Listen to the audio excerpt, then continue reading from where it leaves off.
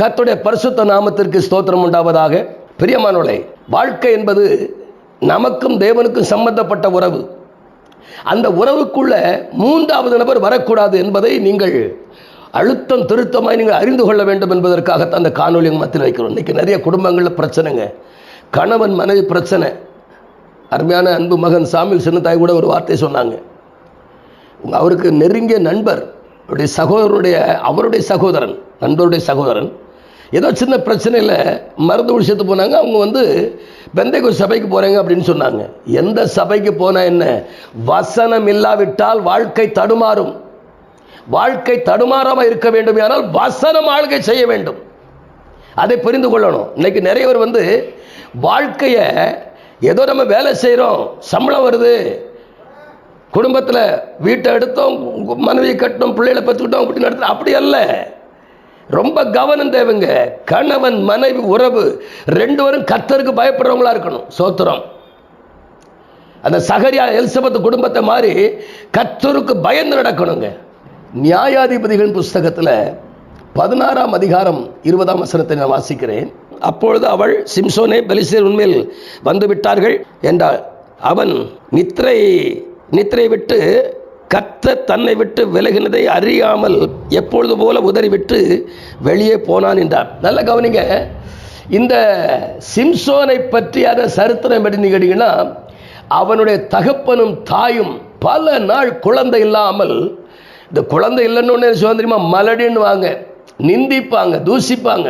ஒரு நல்லது கெட்டது நல்ல காரியத்துக்கு கூப்பிட மாட்டாங்க. ஏன் அவ சொல்லுவா, அவளை கூப்பிடக்கூடாது, அவள் குழந்தை இல்லை, அவர் மலடி அப்படிம்பாங்க. எவ்வளவு வேதனை தெரியுமா பெண்ணுக்கு? ஒரு பெண்ணுக்கு எவ்வளவு வேதனை, எவ்வளவு நிந்த தெரியுமா? ஒரு குழந்தை பிறந்துட்டுனா அந்த தாயுடைய முகத்தில் இருக்கிற ஒரு சந்தோஷத்தை பார்த்தா அதுக்கு அளவில்லாமல் இருக்கும். இன்னைக்கு நிறைய குடும்பங்களில் ஒரே சண்டை, பிரச்சனை தான்.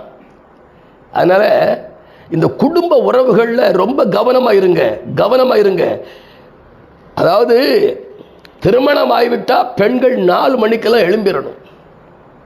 எழும்பி ஆண்டோடைய சமூகத்தில் திறப்பில் நிற்கணும்.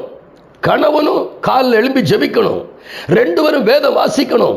வேத வசனத்தின்படி நடக்க தங்களை அர்ப்பணிக்கணும். இன்னைக்கு நிறைய ஒரு வேத வசன ஆலோசனை இல்லை. புருஷன் சொல்றான், நீ என் மனைவி தானே, நான் சொல்றேன் கேட்கணும். எப்படி? அதுலயும் இப்ப 2 பேரும் வேலைக்கு போறாங்க பாருங்க, அது ரொம்ப கொடுமை. எப்படி?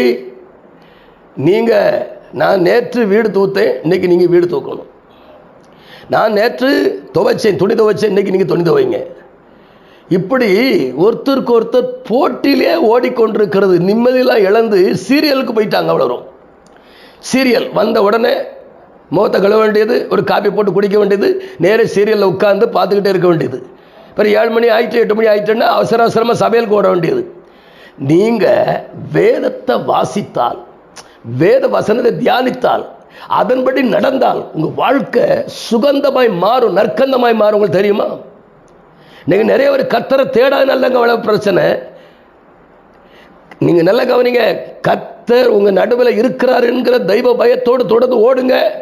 நீங்கள் கீழ்ப்படிஞ்சா, கர்த்தர் கீழ்ப்படிஞ்சா, உங்கள் பிள்ளைகள் உங்களுக்கு கீழ்ப்படிவாங்க. உங்கள் பிள்ளைகளும் நீங்களுமா சேர்ந்து கர்த்தரை ஆராதிக்கலாம். மகிழ்ச்சியான ஒரு வாழ்க்கையை நீங்கள் என்ன செய்யலாம், உருவாக்கலாம். இதை அறிந்து வாழ கற்றுக்கொள்ளுங்கள். கர்த்தர் ஆசீர்வதிப்பார். நாம் ஜெபிப்போமா? மகா பரிசுத்தமும் கிருபையும் இரக்கம் நிறைந்த எங்கள் அன்பு பிதாவே, மன மகிழ்ச்சியான நல்ல நாளுக்காய் உமக்கு நன்றி. இந்த காலை வேளையில் ஆண்டவரே, அருமையான உம்முடைய பிள்ளைகளோடு கூட நீர் இடைபடுகிறதற்காய் ஸ்தோத்திரம். இருவர் உழைத்தாலோ ஒருவர் உழைத்தாலோ குடும்பத்திற்குள்ள சமாதானம் போய்விடாதபடிக்கு, சந்தோஷம் போய்விடாதபடிக்கு, உம்முடைய ஆளுகை போய்விடாதபடிக்கு இருக்க காக்க உம்முடைய பிள்ளைகளுக்கு அனுக்கிரகம் பண்ண வேண்டும் என்று ஜெபிக்கிறையா. உம்முடைய ஆளுகைக்கு ஒப்புக்கூடி ஜெபிக்கிறேன். உம்முடைய கிருபை உள்ள வசனம் உம்முடைய பிள்ளைகள் ஆளுகை செய்யட்டும். ஆட்கொண்டு நடத்துக்கு ஆசீர்வாதம் இயேசுவின் நாமத்தில் ஜெபிக்க நல்ல பிதாவே. ஆமேன், ஆமேன். God bless you.